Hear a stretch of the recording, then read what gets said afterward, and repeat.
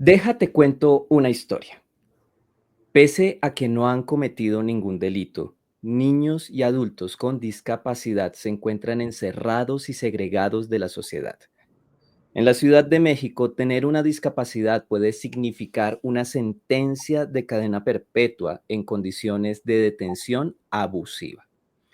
Estas fueron las palabras de los directivos de la organización Disability Rights International con ocasión a lo ocurrido con el caso de Casa Hogar Esperanza para débiles mentales, tremendo nombre, en donde tras una investigación encontraron 37 personas entre adultos y menores de edad con discapacidad, quienes fueron víctimas habituales de golpes, sujeciones físicas extremas, explotación laboral, sometimiento en jaulas y, en el caso de las mujeres, violencia sexual y esterilización no consentida. Aunque Casa Esperanza fue clausurada, las víctimas reubicadas y se declararon investigaciones abiertas, solo un caso fue judicializado y cuenta con sentencia. Los demás responsables, incluidos los altos directivos, permanecen sin sanción, ni legal ni social. En este episodio de Barra Criminológica vamos a hablar de discapacidad y de cómo se ha convertido en un factor de riesgo para la victimización, incluso al interior del sistema de justicia. Y ojo, que este tema nos compete a todos.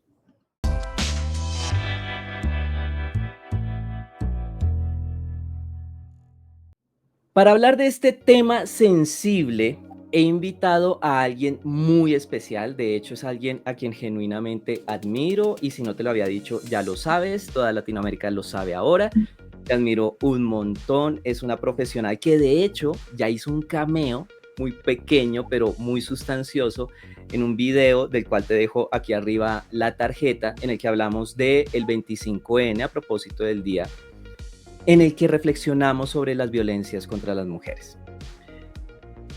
De hecho, es un honor, es un gustazo inmenso y un privilegio contar en este episodio con Valeria Baltazar. Ella cuenta con una licenciatura en criminología, criminalística, técnicas periciales. Además, es maestra en ciencias forenses y se desempeña como consultora, investigadora forense y asesora, ojo con esto, en casos de graves violaciones de derechos humanos. Además, por si fuera poco, es parte fundamental del Instituto Ciencia Aplicada, del cual en un rato vamos a hablar un poquito. Valeria, muchísimas gracias por aceptar la invitación a este episodio de Barra Criminológica, por concedernos tu tiempo y por supuesto, por compartir con los seguidores de este canal. Muchísimas gracias, Edwin. Para mí es un honor también, un privilegio poder platicar contigo, poder compartir con tu audiencia también sobre este tema tan especial, tan delicado, y a veces siento que nos da temor hablar de eso, no sabemos hablar de eso y es parte del problema. Muchas gracias y en verdad encantada por estar en este espacio. La verdad es que les voy a confesar y te voy a confesar, Valeria, desde el año pasado yo sí te tenía en la mira para invitarte al canal, pero como manejas tantos temas, yo me preguntaba con cuál será el más indicado, el más apropiado. Pero después de algunas intervenciones en las que te escuché, yo dije, es por acá. Porque tú misma lo has dicho, es un tema muy delicado, creo que nos hace ruido a todos de una u otra manera, en mayor o menor intensidad, y es justo abordarlo, y creo que la persona más indicada para hacerlo eres tú. Así que les aseguro que este video, que esta entrevista, esta conversación va a ser un momento de aprendizaje muy, muy interesante. Entonces, Valeria, empecemos. Este caso de Casa Esperanza, desafortunadamente, no es el único y no es extraño. De hecho, en Colombia han ocurrido varios sucesos similares, ya puesto que si nos ponemos a googlear, encontraremos decenas y decenas y decenas a pequeña y gran escala.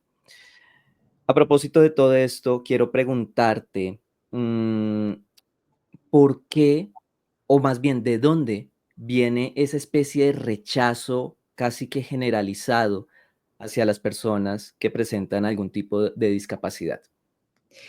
Mira, viene de la cultura y viene de una serie de abordajes a la discapacidad desde las ciencias de la salud y viene de el temor a un cuerpo con una funcionalidad diferente, a una mente con otros alcances, viene acompañado de la incomodidad que nos genera tener que adaptarnos a otras condiciones de comunicación y de vinculación entre personas.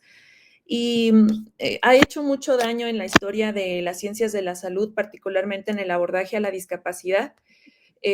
Tenemos, digamos, dos grandes momentos en la historia del abordaje a la discapacidad, particularmente pues un momento en donde las personas eran consideradas como personas con enfermedades, y es que el concepto de enfermedad pues viene con un montón de prejuicios, de estigmatización de por medio ya por sí solo, ¿no? Pero además Ujú, el planteamiento de que la discapacidad es o era una enfermedad viene de un modelo pues de antaño, un modelo que hizo mucho daño, dos modelos que es el de prescindencia. Este modelo se piensa, se actúa ante la discapacidad como que si la discapacidad fuera un castigo o una maldición, primero pues para ujú. los cuidadores, para las personas que tienen que gestionar los cuidados, la crianza, el acompañamiento de la persona con discapacidad para que ésta pueda tener acceso a sus derechos. Y por esa, digamos, culpabilidad, primero a Ujú, la persona por haber nacido así, con esa discapacidad, o por haber adquirido esa discapacidad, que todos somos vulnerables a adquirir una discapacidad en cualquier así es. momento de nuestra vida, no estamos exentos, Ujú, se ha separado a las personas con discapacidad y a sus familiares de la comunidad, y de manera general, pues no había políticas públicas, de hecho todavía a la fecha, que asistan a las comunidades para poder integrarles a las personas con discapacidad y a sus familiares. Y entonces, este modelo, pues bastante dañino, ¿no? Que ujú. pensaba que no había ningún remedio, como si fuera una solución, vamos, tratando la discapacidad como si fuera una gripa, porque lo ven como una Ujú, enfermedad, pues entonces se tira la llave de la solución o una posible inclusión de las personas con discapacidad y sus familiares en la sociedad. Y de ahí que venimos precisamente arrastrando prácticas tales como que las personas con discapacidad, dependiendo de su tipo de discapacidad y el nivel de apoyo o de asistencia que requieren, pues ujú. como no lo tiene el Estado, no lo tiene la comunidad, no se le dan las habilidades de cuidado a los cuidadores, y ellos tampoco son cuidados por nadie, porque también hay un desgaste de los cuidadores que hay que Es reconocer, cierto. se les excluye, se les aísla, pues, ¿no? Ujú, Luego vino un modelo de discapacidad que es el médico rehabilitador, en donde trataron de ser más inclusivos pensando que el abordaje correcto era curar la discapacidad, y entonces empezaron a hacer abordajes, financiamientos, investigaciones sobre las ciencias de la salud, de cómo curar esas supuestas enfermedades, como viendo la discapacidad como una falta ujú. los sujetos por no poder ser funcionales, pero esto va de la mano directamente con un modelo, pues, de economía, pues, ¿no? Y de trabajo también. Este entendido de que las personas tenemos que producir para ser valiosas. Entonces, cuando una persona vive con discapacidad, necesita y tiene ciertos desafíos, necesita ciertos apoyos, y esto implica que la industria y la economía pierdan en términos de poder explotar ese cuerpo que no es funcional para ellos. Entonces, también viene pues una perspectiva de que no es útil, porque así Ujú, también ven los sistemas financieros, económicos y el mercado y las empresas a las personas trabajadoras, ¿no? Y eso es todos, todos por igual claro. nos ven como un producto a explotar. Entonces, de ahí que del modelo médico rehabilitador se vinieron un montón de horrores a lo largo de la humanidad y registrado desde hace muchísimos años de eugenesia, por ejemplo, ¿no? Ujú, la muerte, estas esterilizaciones precisamente forman parte de ese modelo eugenésico de considerar a las personas con discapacidad como faltantes de humanidad y por eso no deberían reproducirse. Y también viene, honestamente, como ligado paralelamente con una perspectiva que es un sistema de opresión, que es el capacitismo, que es Ujú. precisamente el que nos atraviesa a las personas con discapacidad. Como no puedes por tu cuenta y como necesitas asistencia, pues esa asistencia le cuesta a alguien en términos de que tiene que estar presente, en términos de que tiene que invertirse o apoyar para pues las labores que implica una persona con discapacidad. Entonces, si no encontraban la cura, básicamente te condenaban a que no podías incluirte nunca en ninguna esfera, no ibas a poder ir a la escuela, no ibas a poder socializar, no ibas a poder ser una persona con autonomía e independencia y que siempre ibas a necesitar de tus cuidadores y por tanto, pues generaban o fomentaban el aislamiento, la estigmatización, la carga para los cuidadores y el abandono de las propias personas con discapacidad en la calle, en Ujú. estos centros supuestamente psiquiátricos, ¿no? Hay muchas personas con discapacidad en psiquiátricos que realmente si tuvieran programas de asistencia social y de intervención comunitaria, pues no tendrían que estar viviendo en estos modelos. Pero finalmente viene un último modelo que es el de social y de derechos, y ese modelo de ver o entender la discapacidad reconoce que las personas con discapacidad son personas completas con sus diversas funcionalidades, pero que todos los derechos les asisten y lo más importante señala que no es intrínseca la limitación o los desafíos que tiene la persona con discapacidad, sino que es del entorno, que el Ujú. entorno tiene barreras actitudinales, es decir, por no entender, por no quererse incomodar, por no preguntar, por no estar habituados a, porque también es una cosa que no se nos enseña en las escuelas, por ejemplo, ¿no? No. Pues hacemos de lado o discriminamos. Entonces, esas barreras actitudinales, esas barreras sociales, arquitectónicas, forman parte de los reales desafíos que tenemos las personas con discapacidad. Por eso se busca que una política o políticas públicas transversales basados en el principio de la no discriminación tengan entornos inclusivos y pues reconocimiento de la situación de discapacidad para hacer particularmente algunas consideraciones a las personas como descuentos a servicios, ¿no? A algún tipo de producto incluso que ofrece, por ejemplo, el transporte público, las instituciones Ujú. de asistencia social, salud, relaciones exteriores, entre otras cuestiones. Pero también reconoce que háganle como le hagan, esa persona tiene derecho a estar en el espacio público y privado con condiciones de dignidad.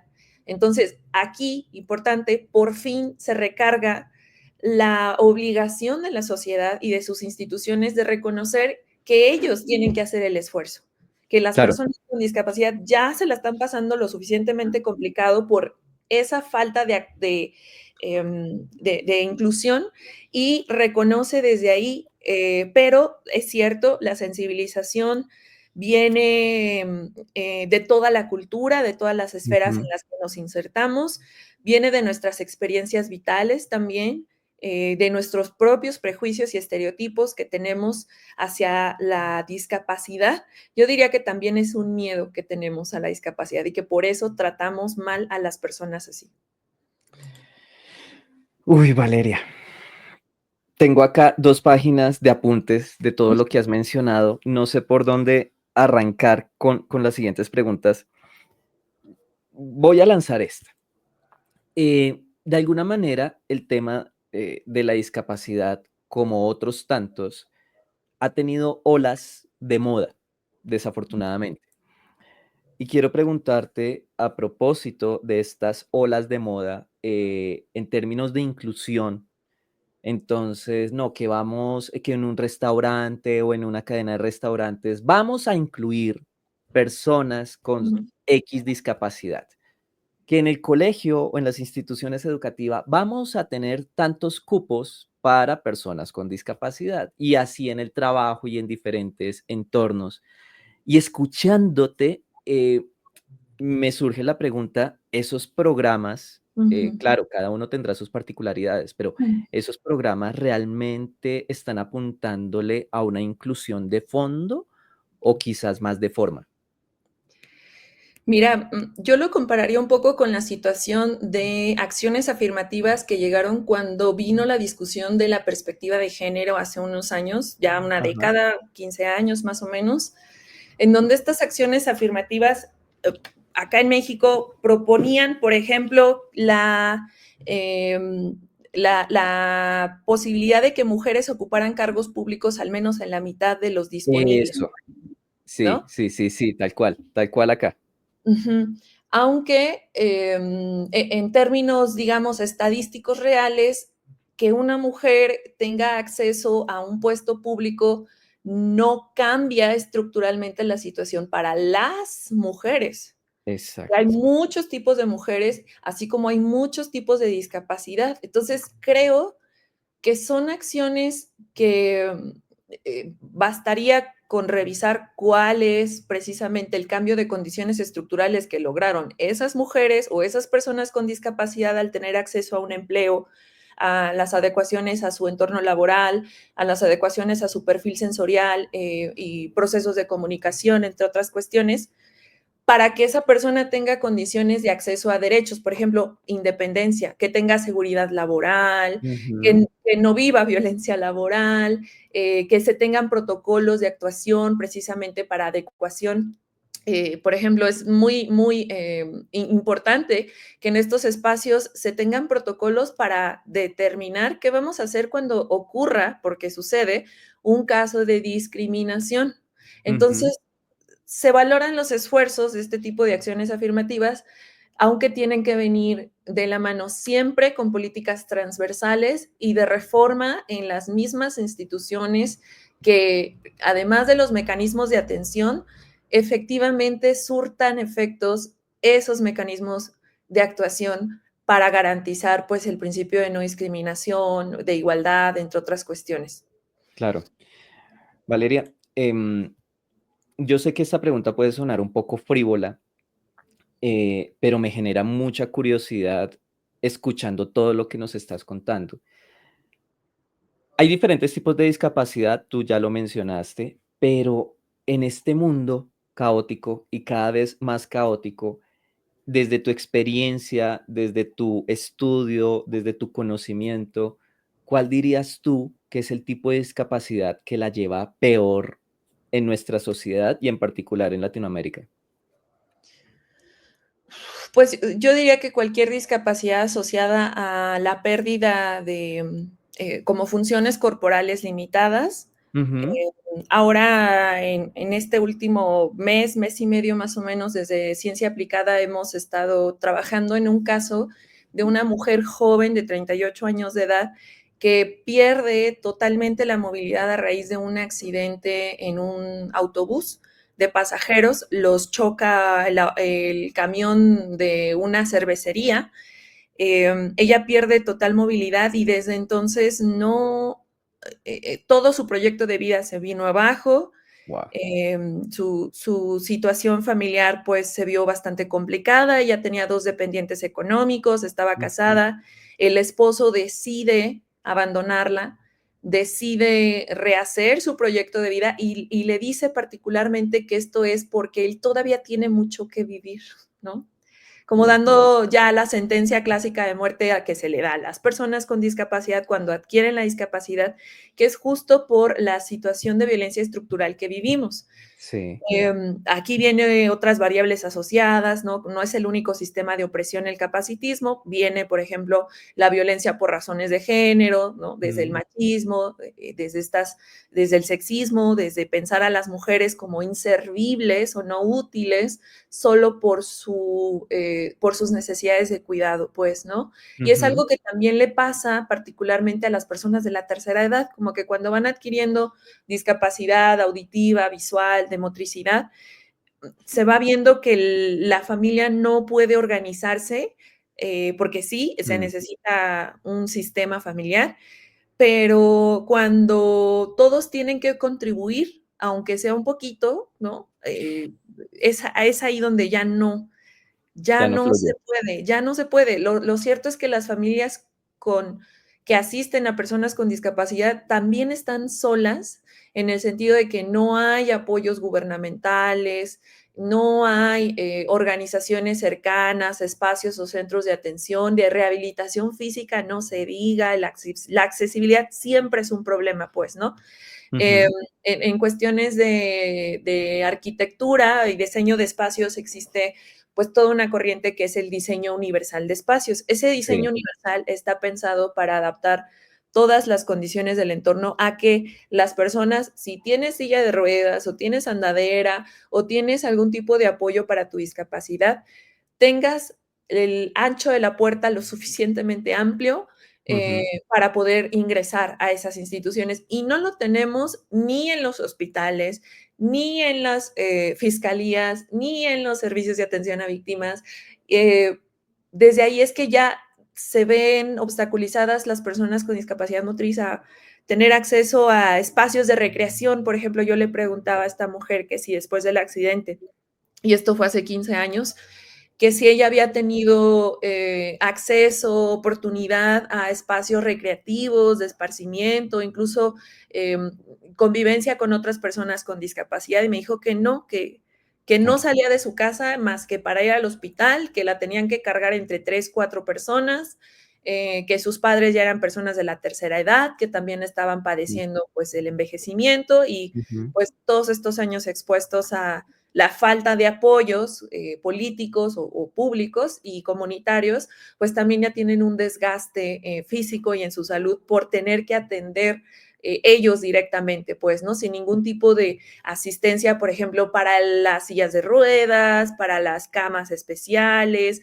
para enfermeros, enfermeras que se dediquen a realizar esas tareas de carga y de traslado de las personas con seguridad, Ujú. porque es muy peligroso también pues que los estén moviendo en estas condiciones. Entonces, yo creo que de ahí, digamos que es la más, porque es la que más se observa, pero también hay discapacidades invisibles, le llamamos Sí. así, Ajá. y esas también cuestan un poco, aunque yo particularmente creo que es un tema de concientización, de sensibilización y de acompañamiento a personas que viven estos procesos de discriminación. Uy, Valeria, esto se está poniendo muy intenso, me encanta, y espero que a ustedes también esto les esté movilizando muchas reflexiones. Y con todo este panorama que tú nos estás contando, pues claramente lo que se puede ver es una estigmatización, una etiqueta casi de no persona que genera cargas adicionales a las personas con discapacidad. Y yo sé que la respuesta a la pregunta que te voy a formular es casi que predecible, pero pues tú tienes un conocimiento muy de fondo. Ujú. ¿Cómo responde el sistema de justicia a las personas con discapacidad? Uy, pues mira, me ha tocado de todo. Yo particularmente hace unos 7 años más o menos, sí, tuve que presentar una denuncia Ujú. y me costaba mucho trabajo porque comunicarme porque yo todavía no sabía de mi diagnóstico, yo todavía no sabía que era autista, pero a Ujú. mi percepción y mi experiencia siempre me percaté que tenía dificultades en la comunicación con las personas, no porque yo no pueda comunicarme, sino que ellos esperan que lo haga de cierta manera y cuando se dan cuenta que no va a ser a su manera, Mm. cuando nos tenemos que reunir en un punto intermedio, pues, ¿no? En estos procesos de comunicación, ahí es en donde viene el rechazo, en donde viene el prejuicio, viene la condescendencia, no se diga, uy, ¿cómo te tratan de que estás tonto, de que no sabes, de que no entiendes, de que si vienes solo, de que tú qué, ¿no? Tú no sabes, tú a qué te dedicas, entre otras cuestiones. Y yo como profesionista acompañando casos de personas con discapacidad y haciendo evaluaciones, por ejemplo, de reparación integral del daño a personas que han perdido movilidad derivado de accidentes de trabajo, accidentes viales, derivado de hechos de violencia, de crímenes tal cual, ¿no? Que han adquirido una discapacidad por tortura, por ejemplo, entre otras cuestiones, me doy cuenta que la discapacidad no tiene ninguna relevancia en el procedimiento judicial. Es decir, que los operadores no hacen ninguna adecuación a los procesos judiciales, que es un derecho de las personas con discapacidad, y esto viene reconocido en la Convención precisamente de la Declaración de los Derechos de las Personas con Discapacidad de Naciones Unidas, y además se tienen que realizar ajustes razonables, esto es, a la medida de la persona, de acuerdo a su situación de discapacidad, para no estarla forzando en el acceso a la justicia a procedimientos que resulten desgastantes o que, por ejemplo, esto es un derecho, las personas con discapacidad pueden acompañarse de una figura que se llama persona de confianza, que les asiste, llámese que es su enfermero, su terapeuta, su abogado, por supuesto, pero también familiares que los cuidan, que les entienden y que les ayudan a hacer ese puente vincular entre la persona con discapacidad y los entornos que representan estas barreras actitudinales y sociales. Entonces, yo he visto que hay un desconocimiento de los funcionarios públicos sobre qué implica la discapacidad para la persona, en ese caso en concreto, respecto al procedimiento judicial que se está siguiendo. 2, cuáles son mis obligaciones como servidor público para la protección y acompañamiento de esta persona. 3, qué derechos particulares le asisten y cuáles yo tengo que echar mano para hacerle las cosas más fácil. De eso se trata, pues, ¿no? No hacérselas imposible, sino que hacer todas las adecuaciones posibles, aunque nunca se hayan hecho en la historia del servicio público, pues ahora me toca a mí, ¿no? Como un poco ponerse creativos. Yo también particularmente he visto que no saben salirse de la caja, ¿no? O sea, como que aquí dice 1, 2, 3, y entonces si usted me presenta un cuarto punto que yo no, a mí no me capacitaron para esto, aquí no dice nada, nadie nunca ha venido a reclamar este derecho, entonces mi respuesta es la negación del acceso a ese derecho, en lugar de hacer una adecuación, pues, ¿no? Y yo creo que es eso, las barreras actitudinales y de conocimiento sobre la discapacidad. Valeria, bueno, de alguna manera tú ya nos estabas haciendo spoilers antes de contarnos que eres autista, cuando hablabas de nosotros, las personas con discapacidad. Si estuvieron bien atentos, debieron haber escuchado que Valeria utilizó esa expresión 2 veces, es decir, que el spoiler estaba ahí. Y gracias de verdad por esa generosidad en contarnos tu condición. Y te quisiera preguntar también como un ejercicio de concientización, si se quiere, de explicación, porque en torno a todo tipo de discapacidad hay una cantidad de mitos, leyendas, malinformaciones, imaginarios. En particular para ti, ya no tanto como una profesional, sino como ser humano, ¿cómo ha sido la experiencia con el autismo? ¿Qué ha significado para ti y Ujú, para tu relación con el mundo? ujú. Bueno, mira, yo tengo 32 años ahora. Yo recibí mi diagnóstico en el 2023, si mal no recuerdo. Okey. Y yo me evalué porque una persona muy cercana a mí me dijo, creo que tú eres autista, pero en las mujeres es diferente. Ujú. Y entonces yo empecé a preguntar como, ¿a qué te refieres? Particularmente, ¿qué características? ¿Qué es lo que tú sabes? Y entonces me empecé a informar. Una característica que muchos autistas tenemos, no todos, porque somos muy diferentes, pero es como parte de los criterios diagnósticos que ahora se discuten incluso desde el modelo del DSM como un modelo que no es útil para el diagnóstico de la neurodivergencia, particularmente cuando hablamos de una condición del neurodesarrollo.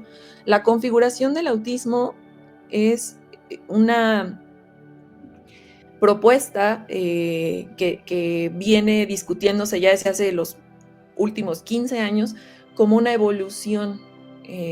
como una diversidad en la evolución y en las características neurológicas de las personas y que lo tenemos al menos 1 de cada 33 personas, pues, ¿no? Esto de Ujú. acuerdo a estudios en Reino Unido.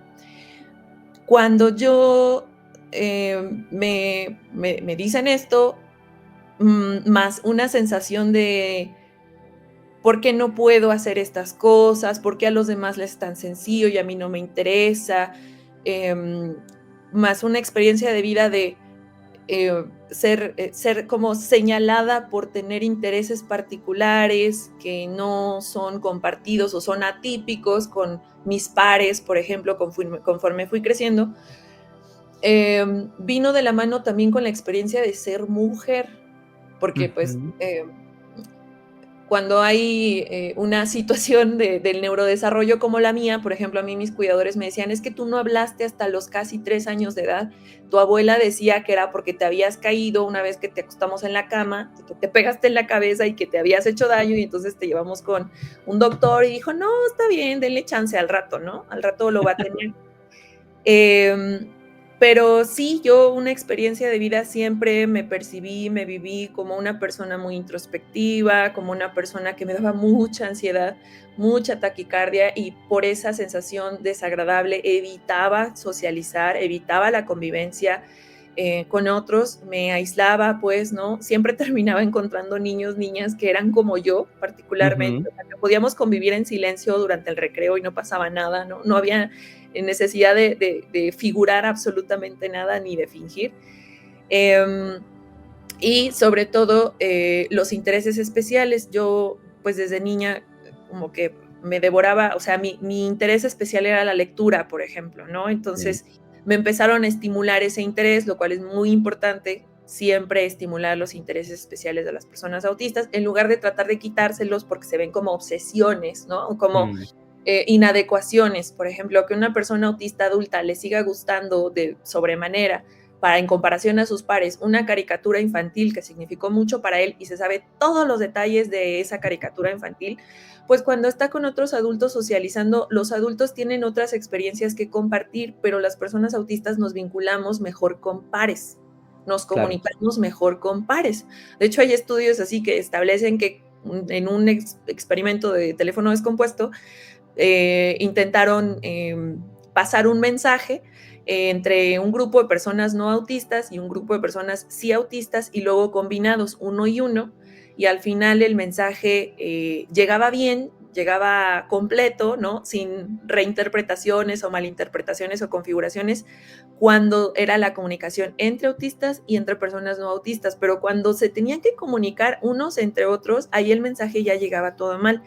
Entonces, yo siempre tuve esa sensación de, es que no me entienden, pero es que si sí les estoy explicando y si en mi cabeza lo he repasado 1000 veces y les estoy dando argumentos del 1 al 10, Ujú. no entiendo por qué me niegan, ¿no? ¿Por qué me dicen lo contrario? ¿Por qué se enojan? Y entonces, en mi experiencia particular, pues era interpretada en algunos espacios como una niña alegona, ¿no? Como una niña Ya. desafiante, como una niña que eh, le iba muy bien en la escuela, era muy destacada, como buen promedio, ¿no? Y todo, o sea, no tenía ningún problema académico, pero que, pues que básicamente querían que me quedara callada, ¿no? Por ser mujer también, ¿no? Es como, oye, Además. acuérdate que aquí las mujeres no opinan, ¿no? Y además, mujeres que tienen la razón, mucho menos hay. Entonces, esa fue como, pues, la experiencia que yo tuve, sí, particularidades como de intereses especiales, que le llaman intereses restringidos de una manera, pues, muy incomprendida del autismo desde el DSM-5. Tuve muchos problemas también asociados, por ejemplo, a la regulación, la falta de comprensión de los estímulos sensoriales que me hacían daño, ¿no? Que me Ujú. agotaban, tuve trastornos del sueño, por ejemplo, ¿no? Tuve una serie de circunstancias adaptativas a esos entornos que me exigían dejar de ser como era. Okey. Entonces, esos entornos, pues, conforme van pasando los años, se te van acumulando y te van acumulando algo que le llamamos enmascaramiento. Ujú. es una estrategia de adaptación para que te dejen de fastidiar, básicamente, ¿no? Para dejar de ser señalado, que se burlen de ti, que te juzguen por no querer convivir o por tener otros intereses, no hablar, lo que sea, siempre te van a juzgar, ¿no? El chiste es que eres diferente y eso está mal. Entonces, yo de ahí me di cuenta, empecé como a profundizar un montón, leí libros, escuché podcasts, vi películas, o sea, me hice especialista en el tema y luego me hice una evaluación y resulta que sí.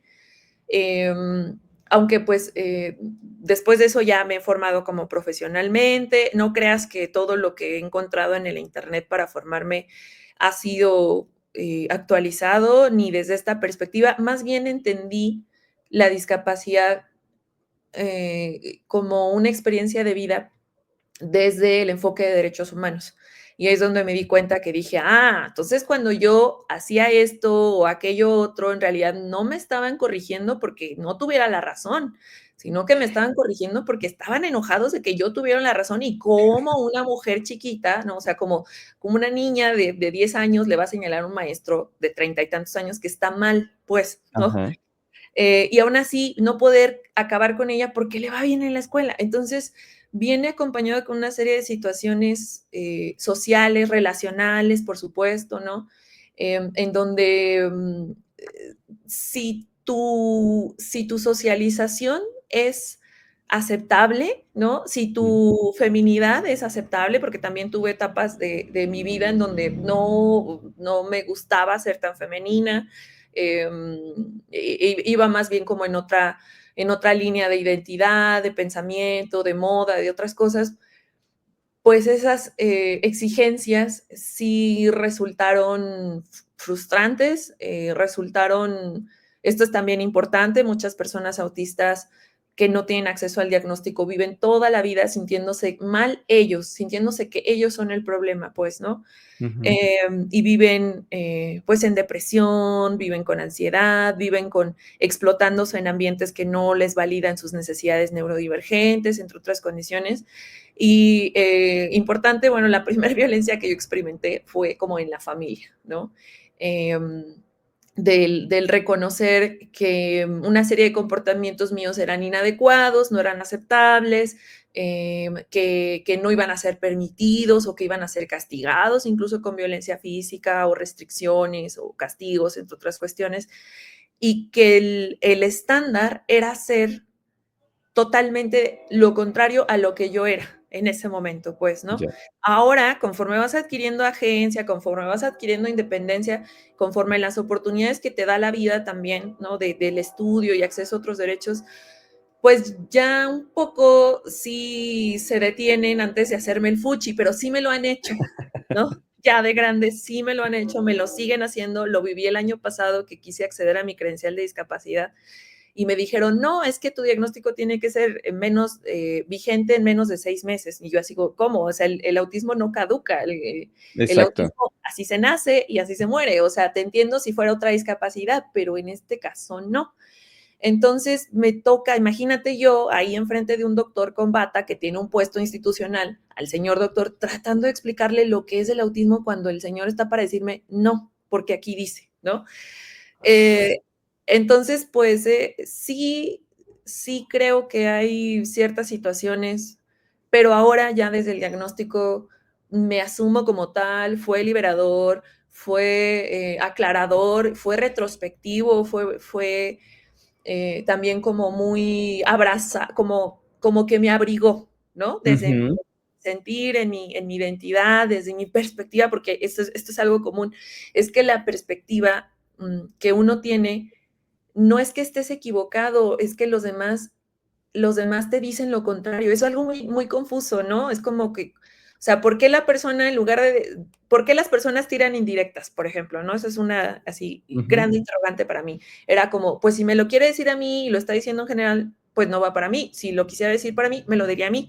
Es lo que haría Claro. una persona normal, ¿no? Ujú. Pero después te das cuenta ya desde el reconocimiento del diagnóstico que dices, chinga, o sea, todo estuvo, todas mis percepciones eran ciertas, todo lo que yo he experimentado y que me fue mal en la vida fue porque los demás vieron mi diferencia y les molestaba y me querían que no destacara por esa diferencia particularmente, ¿no? Mm. Es como, sí, sí, sí, pero tú cállate porque, pues, tú eres mujer, ¿no? Sí, pero tú aunque sepas cosas y tengas una licenciatura en esto, pues no le vas a ganar al doctor, por ejemplo, ¿no? Y Ujú. cosas así. Entonces, creo que me atraviesan como esas intersecciones de sí me siento discriminada por abogados, por ejemplo, ¿no? Hace Mm. poco un abogado me dijo casi que cállate, ¿tú qué opinas? ¿No? Cuando yo le hice una recomendación de cómo ofrecer una prueba y cosas así, que ya Sí. venía de otra discusión y que nunca hubo una disculpa de ese abogado conmigo, o sea, fue como en un grupo de WhatsApp, fue muy incómodo. Siempre me doy cuenta cuando me están discriminando o por autista o por mujer o por las dos cosas, siempre nos damos cuenta, esto es importante. Ujú. Pero también en estas batallas que cada uno de nosotros elegimos, decimos, "Ay, bueno, ¿sabes qué? O sea, aprendes, ¿no? Aprendes a navegar con esa condición". Uy, Valeria, yo estoy aquí asombrado escuchándote, tu experiencia de vida. Y gracias de verdad, o sea, es fascinante escucharte, Muchas gracias. em, mucho más admirable realmente conocerte esa faceta, eh, y no sé, realmente quiero hacerte esta pregunta, el haber sido consciente de tu condición, el haber, transitado todo este camino, ¿te ha ayudado de alguna manera en el trabajo forense que realizas? Es decir, no sé, ¿ha agudizado tu mirada, te ha vuelto más compasiva? No sé. ¿Te ha hecho mejor como forense? Sí, fíjate que, parte de las características de la neurodivergencia es la atención al detalle y el procesamiento de la información de arriba abajo, le llaman. Ujú. Em, sí, todas las personas, todas, seas o no seas neurodivergente, tenemos ciertos procesos de como asimilar la información que llega a nosotros, ¿no? Y cuando yo me dedico al trabajo forense, yo hago, por ejemplo, entrevistas, hago revisión de expedientes, hago interpretaciones de la evidencia, hago análisis del contexto, hago interpretaciones como del comportamiento criminal, hago deducciones o inferencias sobre el modus operandi, la motivación, hago como relaciones, ¿no? Entre muchos elementos, muchas variables que a veces son imperdibles, pues, ¿no? Como Ujú. imperceptibles a una mirada no neurodivergente. Yo particularmente, como que uno como neurodivergente, si te das chance de hacer las cosas como tú necesitas, de acuerdo a cómo es tu proceso de interpretación de la información sensorial y tal, te da mucho alivio poder hacerlo así, porque también no te exiges cosas que los demás sí pueden hacer por sus Claro. características particulares, ¿no? Yo, por ejemplo, además de esta condición, es muy regular, hasta el 80% de personas autistas tienen déficit de atención e hiperactividad. Entonces, Ujú. sí tengo esa cosa también, ¿no?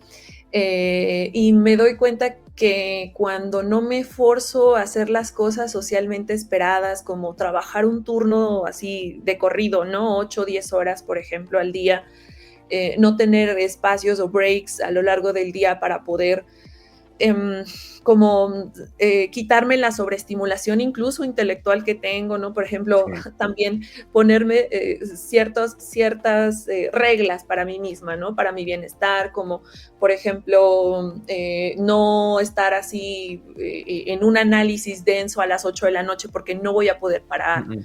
Ujú. Esto me cuesta no dormir, por ejemplo, pero es que no puedes simplemente irte a la cama y decir, ay, bueno, para mañana. No, o sea, necesitas terminar. Es una satisfacción y además es una ansiedad que te queda también si no lo haces así. Entonces aprendes a gestionar tus tiempos de acuerdo a tus necesidades, de acuerdo a tus desafíos, tus limitaciones. Por ejemplo, algo que a partir del diagnóstico empecé a hacer y dije, ¿por qué no? Si puedo, son las adecuaciones a mi entorno, ¿no? Ujú. Particularmente como los estímulos visuales, de luz, de ruido, como la comodidad de ciertas prendas, entre otras cuestiones, y también de dieta, una cuestión alimenticia y de dificultades para los carbohidratos, entre otras cosas que yo decía, bueno, pues a todos nos caen mal, ¿no? No, particularmente a los autistas nos devasta. Entonces, también empecé a cuidar mi salud ahí, yo empecé a ir con psiquiatra, por ejemplo, que me asistió para el tema de la ansiedad, que me Ujú. carcomía por las noches porque yo toda la vida tuve problemas de sueño. Eh, que tenía como mucha ansiedad a la hora de dormir, entonces no dormía realmente, sino que era como un sueño intermitente o sueño ligero. Eso dificultaba obviamente mi desempeño al día siguiente, mi energía, mi motivación, mi concentración, mi atención, mi memoria, mi lenguaje, pues, ¿no? Entre otras cosas. Ujú.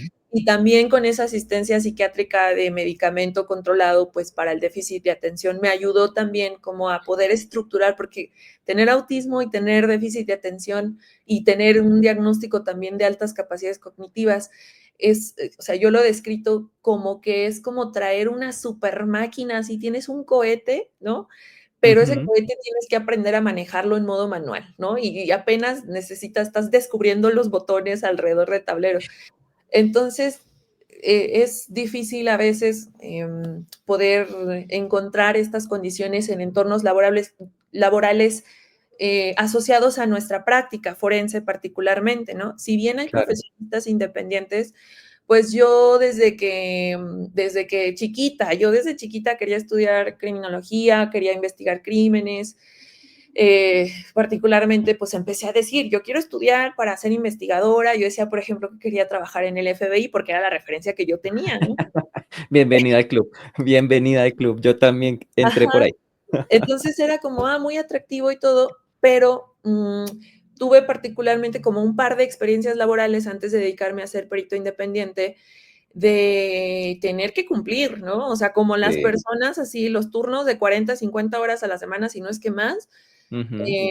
Particularmente yo, cuando compartí esta situación de querer estudiar criminología con mi papá antes de entrar a la universidad, me dijo, ¿segura? Y yo, sí, por. Me dice, pues es que yo no creo que esos espacios te den la bienvenida, no te van a dejar ser, me decía, Mm. ¿no?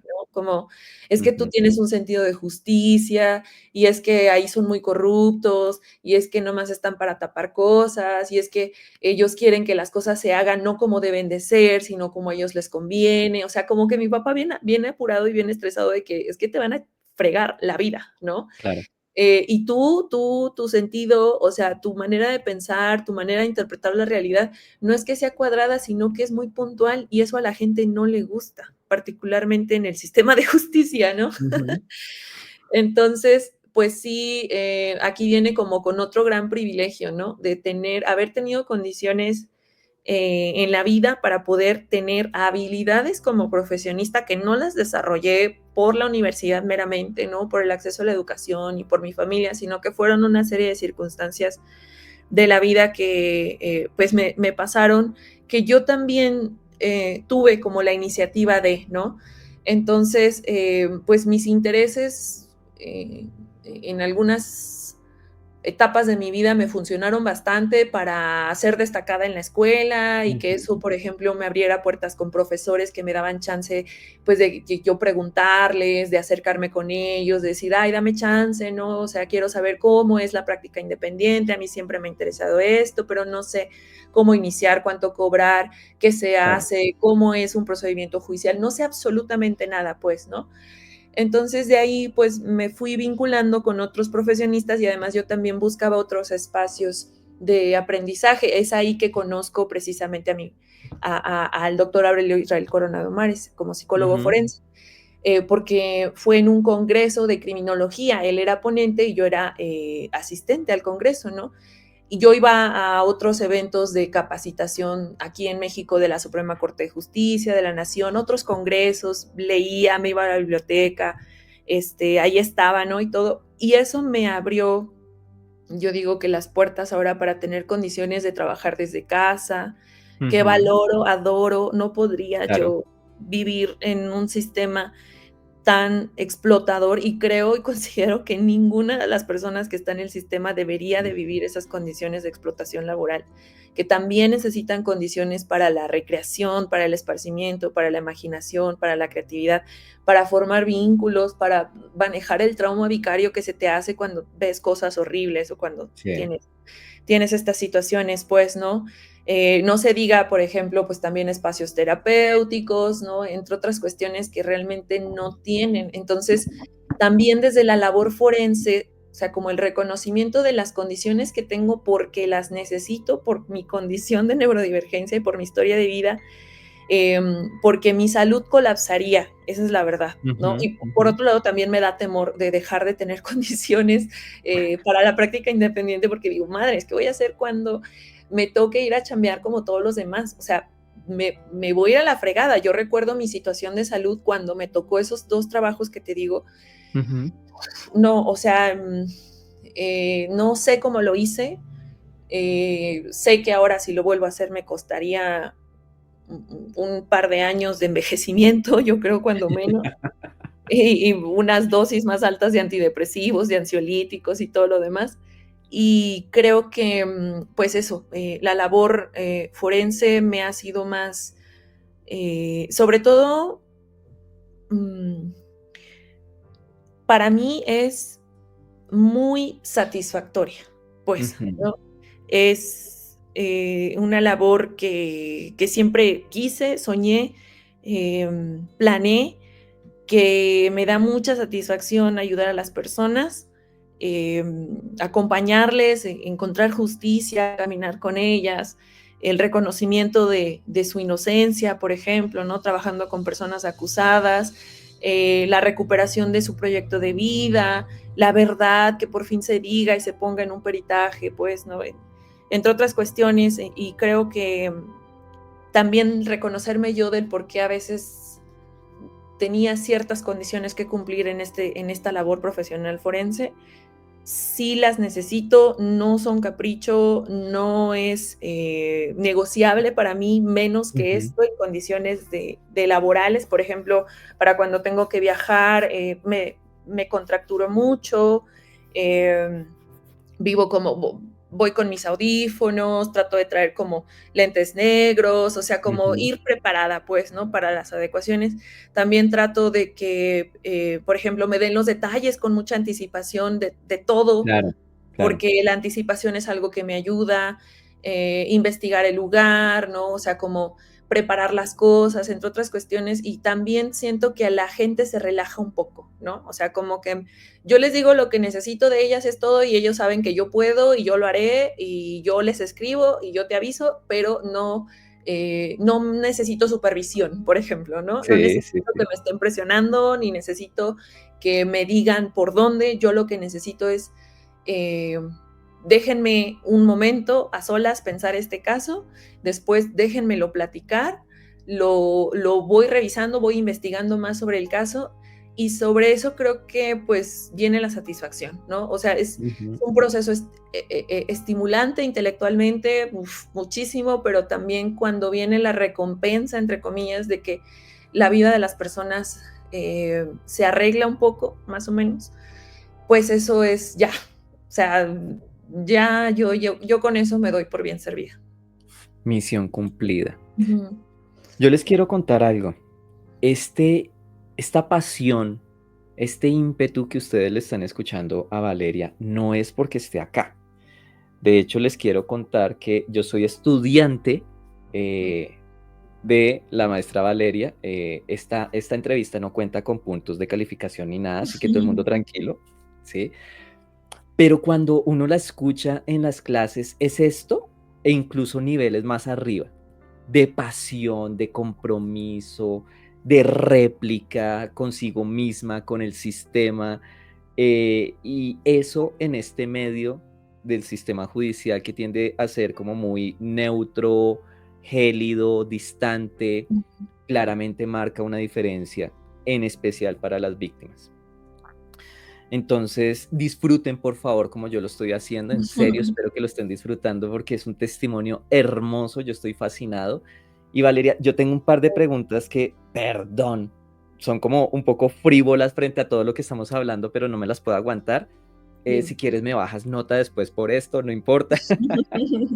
Pero la primera pregunta es, ok, nos dijiste ya que siempre te llamó la atención este tema de investigar crímenes y todo el rollo, pero ¿por qué? O sea, ¿tú has podido rastrear Ujú, exactamente de dónde, más allá de la figura del FBI y eso que varios caímos por ahí, ujú. qué fue lo que a ti te detonó esa curiosidad intelectual que mira en dónde te Sí. tiene? Mira, yo empecé con un interés particular que era la violencia contra las mujeres por razones de género. Ujú, Cuando yo empecé a pensar que quería estudiar algo para investigar el crimen, todavía no sabía que existía tal cosa como criminología o criminalística. Yo lo que pensaba era estudiar medicina forense, pues, ¿no? Pero mm, también decía, ay, es que están medio limitados porque, o sea, ¿dónde voy a ejercer? Pues sí, a fuerza tiene que ser una institución pública, pues, ¿no? O sea, claro que puedo ser perito independiente, pero tengo que hacer como todo el trámite de la licenciatura en medicina, más la especialidad, que no es tan fácil. En esa época tenías que irte a Colombia, por ejemplo, ¿no? mm, Y no, en México no había, además en mis posibilidades socioeconómicas, tampoco había posibilidad de que yo estudiara medicina, ¿no? Entonces, yo empecé porque desde siempre me gustó la lectura, ¿no? Yo creo que empecé a leer más temprano de lo que empecé a hablar, este, pero sí me interesaban mucho como las novelas de crimen, ¿no? Los reportajes de mis papás compraban particularmente como estas revistas mexicanas de investigación de periodismo. Eh, sí, entonces yo me devoraba esas revistas y es tan interesante, ¿no? Como la corrupción, la criminalidad, las células o estructuras criminales, la interpretación de la evidencia, entre otras cosas. Y desde ahí como que fue mi primer acercamiento a investigar, entre comillas, saber cómo se investigaba, cómo se hacía una investigación periodística de un crimen. ujú, Em, pero luego, bueno, ya más bien como que tuve acercamiento a otros libros, particularmente recuerdo uno que hablaba sobre los asesinatos de las mujeres en Ciudad Juárez, en México, en la época de 1990, 2000. sí. Era un libro que tenía mi mamá en el baño, ¿no? Así como que antes de meterte al baño con el celular, agarrabas un libro y ahí te estabas. Em, y yo lo leía y me indignaba mucho y decía, o sea, eso, como que eso fue lo que me llamó y dije, no puede ser, qué coraje, o sea, ¿por qué está libre esta persona? Pero es que están todas las pruebas, pero es que esto se relaciona con esto y por ende pasó tal cosa, o sea, como que no, como que mi Ujú, interés intelectual era, es que no puedo creer que con tanta evidencia de por medio no exista justicia, ¿no? claro. Entonces, como que empecé por ahí a interesarme particularmente sobre violencia contra las mujeres, pero como en investigaciones periodísticas, y ya después empecé en mi universidad hice mis prácticas profesionales, yo quería como empezar a meterme en el tema de violencia por razones de género y escogí el Instituto Municipal de las Mujeres. Ahí estuve yo como practicante en certificaciones contra el acoso sexual, el hostigamiento sexual en espacios de trabajo, dando unas charlas, pues, ¿no? Otorgando las certificaciones, ayudando a hacer las propuestas en las estructuras corporativas para la adecuación de su manual o protocolo guía de atención contra el acoso y el hostigamiento sexual, la sensibilización al personal y tal. Y luego me quedé a trabajar en mi tesis. Particularmente yo escogí que mi tesis de licenciatura fuera un modelo de reinserción social para mujeres en la Wow. ciudad en la que yo radicaba. Entonces yo ya había revisado harto, ¿no? Ya había leído un montón de investigaciones, incluso antropológicas, sobre la situación de las mujeres en cárceles latinoamericanas. Y pues esa era como mi apuración, ¿no? Decir, bueno, vienen de una desventaja, más el estigma de la prisión, más el estigma de pues ser víctimas de un montón de condiciones de violencia de las que hay varios antecedentes y entonces me empecé como a proponer eso, ¿no? Entonces diseñé un modelo eh, logré pues titularme a raíz de esa tesis que hice. Precisamente me da orgullo porque fui la primera en graduarme de 4 o 5 generaciones que ya habían salido de Ujú, criminología y no se habían titulado, y mucho menos por tesis.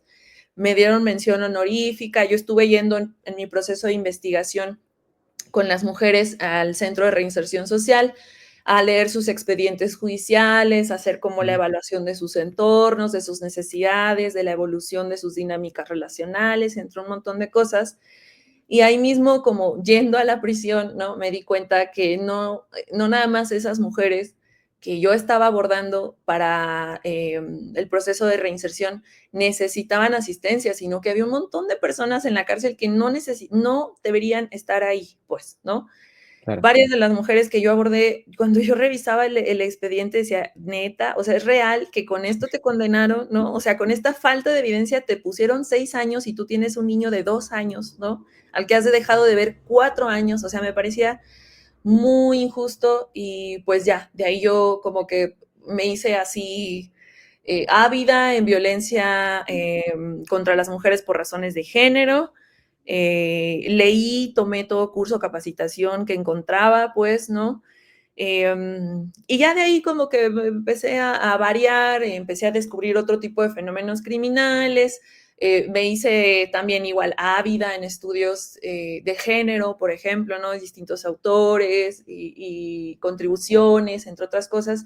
Y a partir de ahí como que ya me empecé a clavar en otro tipo de crímenes, pero particularmente sí como desde mi práctica profesional, incursé en investigación de feminicidios, Ujú, de violencia sexual y violencia familiar, y acoso sexual, hostigamiento sexual. Y ya después me fui encaminando a investigación de graves violaciones a derechos humanos, pues, ¿no? Tortura, desapariciones, ejecuciones extrajudiciales, detenciones arbitrarias, desapariciones forzadas, más el contexto de mi país, obviamente, ¿no? ujú. Leer toda investigación que se me cruza de lo que me interesa, pues, ¿no? Ahí lo tengo y me lo voy chiquiteando en algunos tiempos que tengo. Entonces, yo creo que por ahí fue como empecé, siempre por un interés intelectual sobre fenómenos asociados a injusticias. Ujú. Que yo le pondría más bien, o al menos yo lo leería como vocación.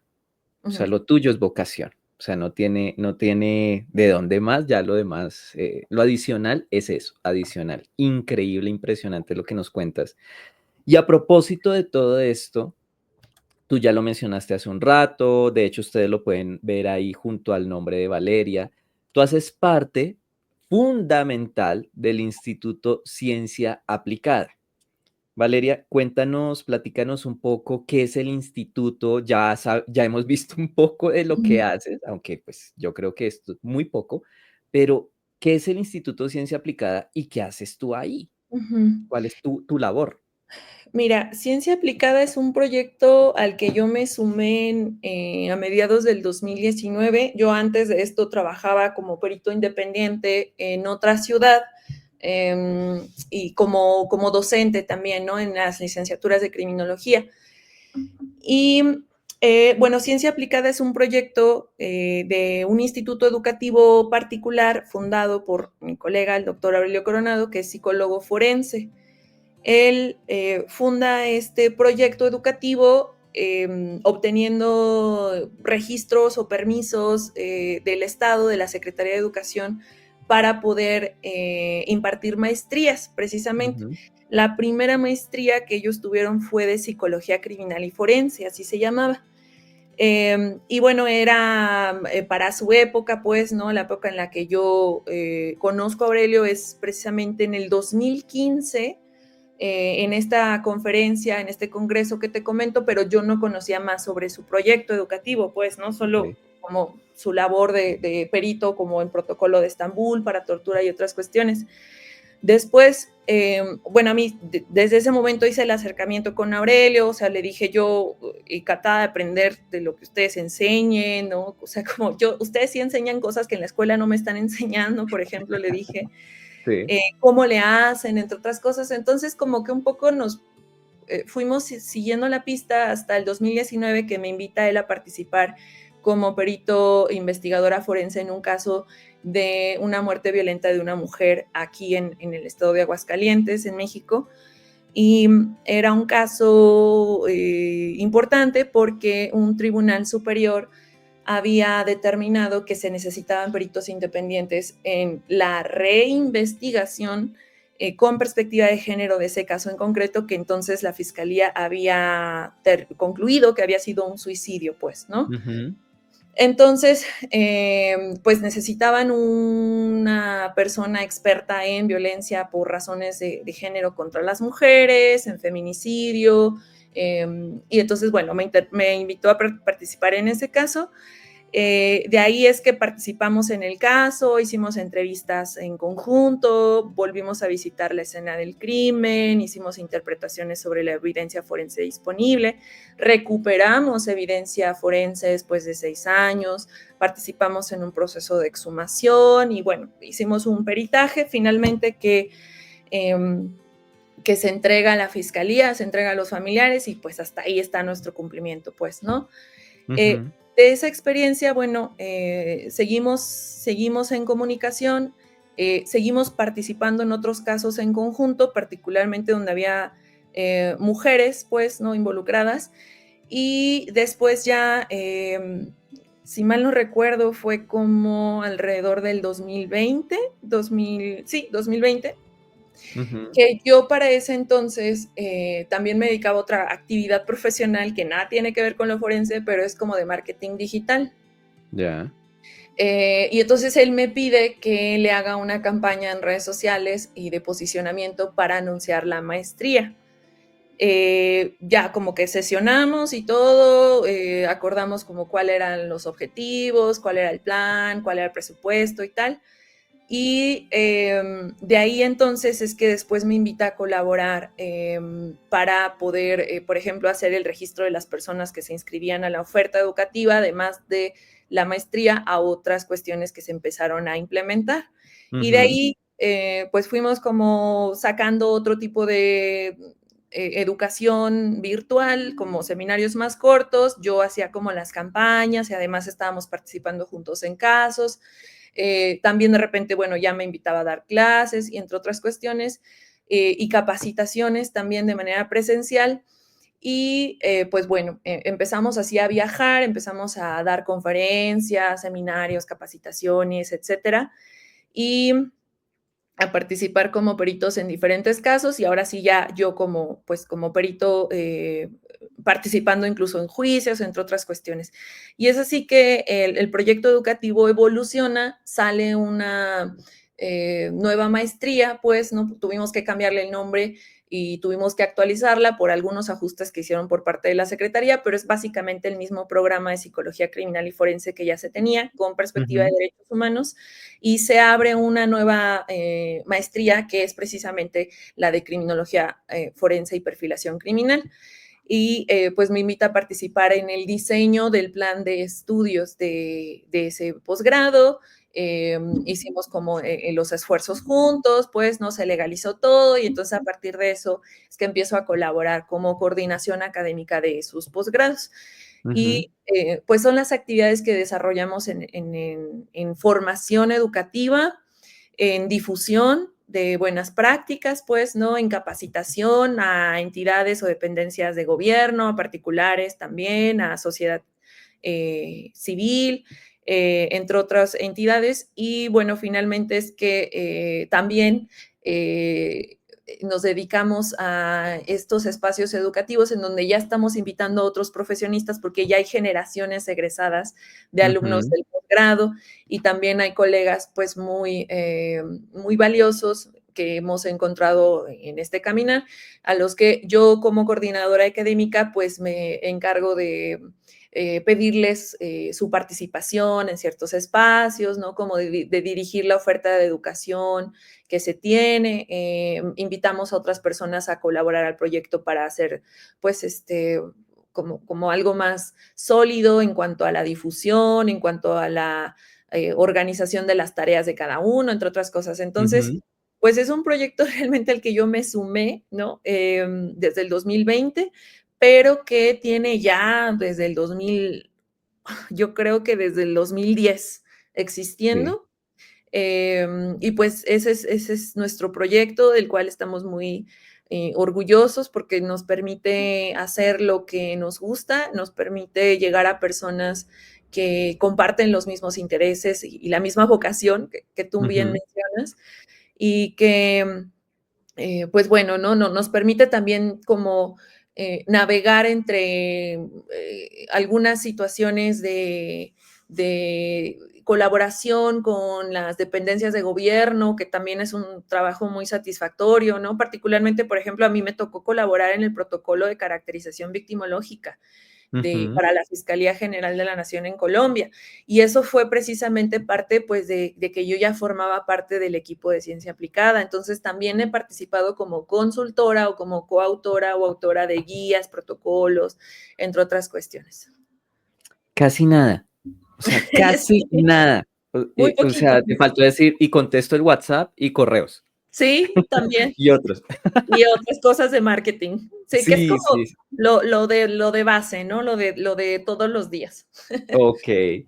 Ven, Valeria, yo estoy seguro que más de uno quedó picado con lo que hacen en ciencia aplicada. ¿Qué te parece si nos cuentas así muy rápido, por ejemplo, en términos de diplomados, las maestrías que tú mencionas, sobre qué tratan esos diplomados, esas maestrías? Porque además, no quiero que esto suene a pauta comercial ni nada, pero lo cierto es que al ser yo estudiante de uno de estos programas, he reconocido una mirada diferente, poco habitual, de hecho, em, pero muy, muy alentadora, muy propositiva en cuanto a lo que se puede hacer con ciertos fenómenos, el rol del perito más allá del informe. Es decir, hay una mirada con la que he conectado, puede que otros profesionales no lo lleguen no lleguen a conectar de la misma manera o en absoluto, pero sí hay una mirada interesante que tiene que ver mucho con lo social, con esta perspectiva de derechos humanos. Entonces, Valeria, cuéntanos un poco sobre esos diplomados, sobre las maestrías, y por supuesto, ya de antemano, les aseguro que aquí abajo en la descripción de este video les voy a dejar el enlace para que ya después con más calma puedan ir y curiosear, mirar los detalles, horarios, modalidades, bueno, en fin, todos los detalles ya técnicos. Pero, maestra Valeria, profesora, cuénteme, cuéntanos, ¿qué diplomados, qué maestrías hay? ¿Qué es lo que ustedes ofrecen Sí. que los hace tan diferentes? Mira, tenemos 2 maestrías, una es especializada en criminología forense y perfilación criminal para profesionistas, que quieran especializarse en la investigación de fenómenos criminales complejos, aprender a interpretar, la evidencia forense, la evidencia victimológica, a realizar análisis de contexto y finalmente, pues, participar como profesionista en el sistema de justicia, con estándares basados en la práctica profesional y científica de derechos humanos, que es como, digamos, unas bases muy sólidas que incluso tienen un encuadre político de nuestra participación como profesionistas en el sistema de justicia y como contribuyentes, pues, ¿no? Al esclarecimiento de las situaciones. Tenemos otra maestría que es en investigación y evaluación criminal y forense, es para que se especialicen en psicología forense con perspectiva de derechos humanos, para realizar informes forenses de psicología con enfoque psicosocial basado en la práctica de derechos humanos, reconociendo, por ejemplo, qué tiene que hacer un psicólogo forense, cómo lo tiene que hacer cuando hay casos de grupos en situación de vulnerabilidad o se trata de un caso que tiene incluso antecedentes de jurisprudenciales de que ya pasó, entonces que debemos nosotros pues conocer como profesionistas para pues identificar las buenas prácticas, las más apegadas a derecho, sobre todo, porque es la inserción de nosotros como profesionistas, pero sobre todo a la dignidad y a los estándares de cientificidad de las ciencias forenses en el sistema de justicia. Entonces, estos 2 posgrados pues son totalmente en línea, toda nuestra oferta educativa es en línea, también tenemos oferta educativa presencial, pero pues bueno, podemos acomodarnos, ¿no? Nosotros trabajamos en distintos lugares de nuestro país, en México, pero también ya hemos viajado a Guatemala, Colombia, a El Salvador, a Honduras, a Chile, testificamos a principios de este año, por ejemplo, entre otras cuestiones. Y pues estos 2 programas están enfocados a formar habilidades y conocimientos en los profesionistas que deseen participar en el sistema de justicia, siempre con el estandarte de la defensa de derechos humanos de las personas víctimas y las personas acusadas. Además de esas 2 maestrías que se abren cada inicio de cuatrimestre, en enero, en mayo y en septiembre, tenemos diplomados y tenemos otra serie de oferta educativa como seminarios de unas 6, 8, 10 horas, 20 horas, 40 horas, por ejemplo, sobre cómo realizamos análisis criminológicos forenses o psicológicos forenses en casos de violencia contra niños, adolescentes, personas con discapacidad, personas desaparecidas y sus familiares. También hacemos como formación, por ejemplo, para profesionistas que deseen actualizarse en trauma, en fenómenos de violencia familiar como la interferencia parental, la utilización de los hijos en el conflicto judicial, investigación de falsas acusaciones, también de la cual tenemos pues publicaciones especializadas en literatura científica. Y bueno, toda nuestra oferta educativa, incluyendo, por ejemplo, diplomado en perfilación criminal, se basa en las publicaciones científicas con las que contamos, pero también que existen de la literatura de los últimos 10 años, o sea, de lo más actualizado que hay, pues, ¿no?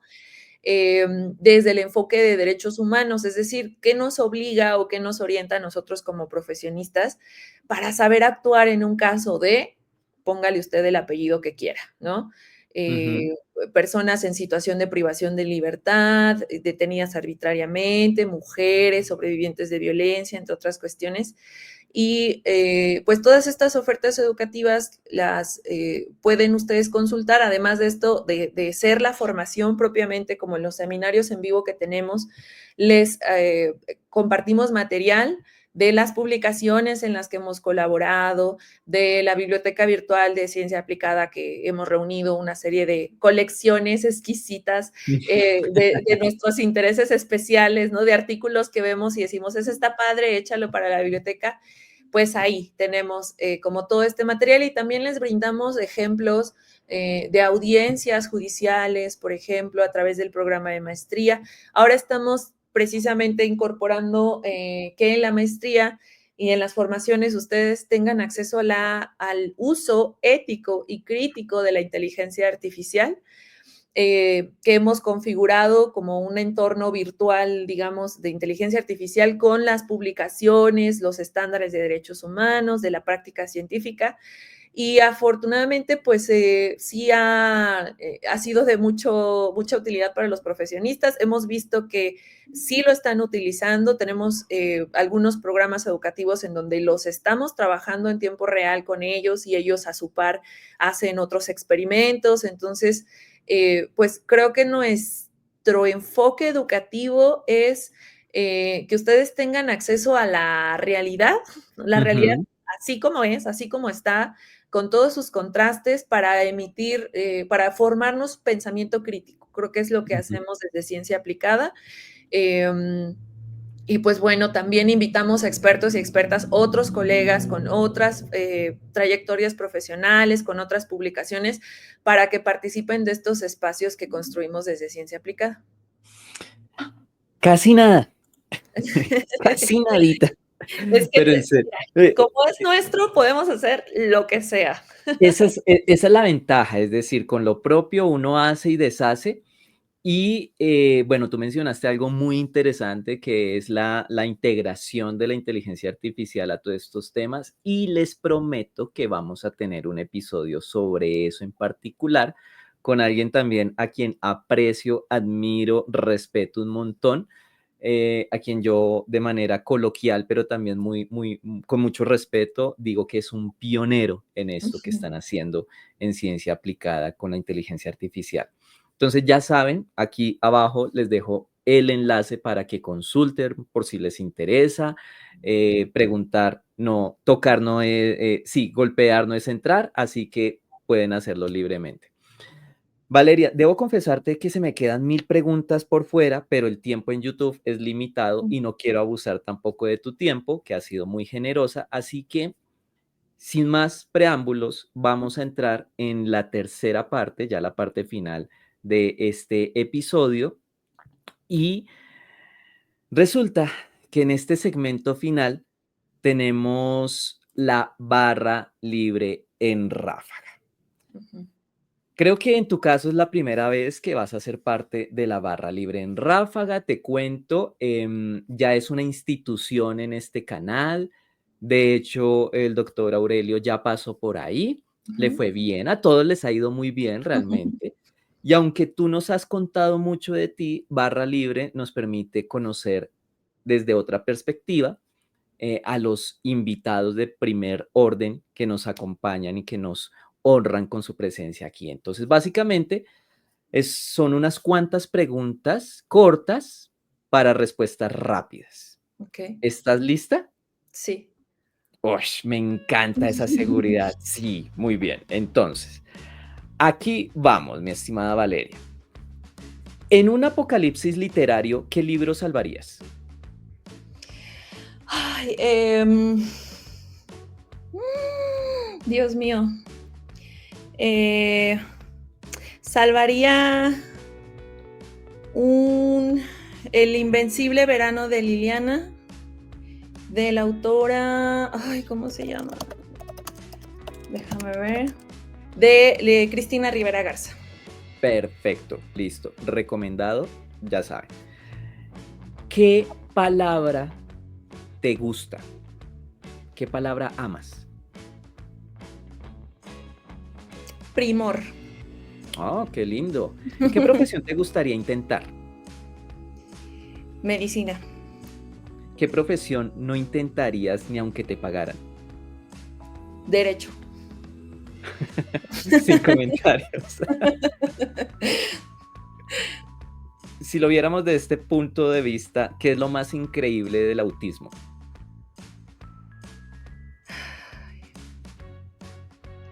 La manera de procesar los estímulos. Ok. Para ti, en una respuesta corta, ¿qué son los derechos humanos? Son garantías de dignidad humana. Mm, mm. ¿Qué es lo que más te ilusiona del trabajo que haces para ciencia aplicada?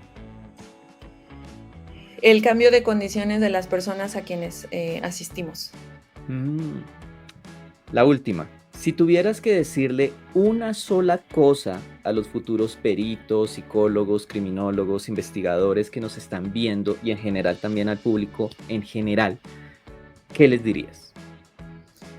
Que cuestionen siempre todo, que nunca se queden con la primera respuesta, que busquen hasta el cansancio, hasta encontrar lo opuesto a lo que ellos están pensando o argumentando, y que reconozcan sus limitaciones también.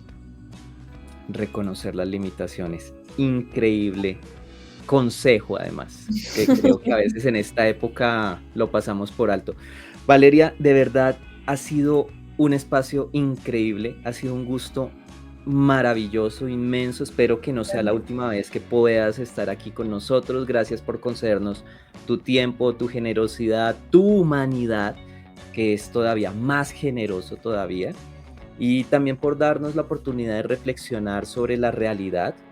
Tú lo mencionaste hace un momento, y creo que especialmente hacernos reflexionar sobre la importancia de sembrar con el otro, así sea igual o diferente. Así que, Valeria, desde la distancia, un abrazo inmenso para ti. Muchísimas, Igualmente. muchísimas gracias. Muchas gracias por la invitación y claro que sí, cuenta conmigo cuando quieras charlar con mucho gusto. Muchas Conste, gracias. ya Quedó grabado, o sea que hay evidencia de tu compromiso. Ya estoy comprometida, ya. Listo, súper, genial. Bueno, y a todos ustedes, de verdad que como siempre nos acompañan en esta barra criminológica, gracias por hacer parte de este espacio, gracias por permitirse escuchar el testimonio de Valeria, darse la oportunidad de reflexionar con aquellas situaciones que a veces se nos hacen muy del paisaje, pero que realmente tienen repercusiones muy importantes para todos como sociedad. Recuerden que pueden apoyar a esta barra criminológica con su like, pueden comentar todo lo que quieran. Recuerden, siempre los estoy leyendo y estoy respondiendo sus mensajes. Compartan este episodio, creo que es uno de los que vale mucho, mucho la pena compartir. Y recuerden que más recientemente, aquí abajo en la caja de descripción les estoy dejando los enlaces por si quieren apoyar al canal dejando su donación. Como siempre, mis mejores deseos van para ustedes, para los suyos. Vayan en paz, con comprensión, con compasión y no dejen de hacer el bien. Nos vemos en la próxima. Chao.